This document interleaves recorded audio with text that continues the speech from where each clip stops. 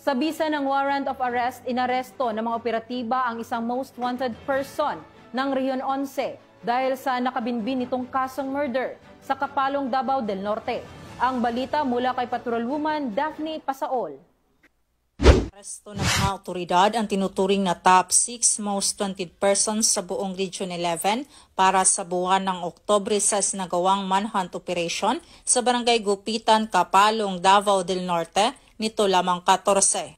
Kinilala ang sospek na si alias Jono, 30 anyos, isang magsasaka at residente ng Purok Kimataan 2, Barangay Gupitan, Kapalong, Davao del Norte.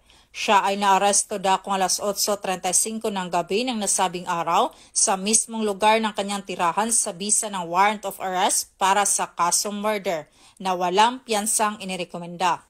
Ang matagumpay na operasyon ay pinangunahan ng mga operatiba ng Regional Intelligence Division 11 at naisakatuparan sa ilalim ng direktiba ng Police Regional Office 11, Regional Director Police Brigadier General Joseph R. Argiles, bilang bahagi ng pinaigting na kampanya laban sa lahat ng anyo ng kriminalidad sa rehiyon, lalo na sa pagtugis ng mga most wanted person.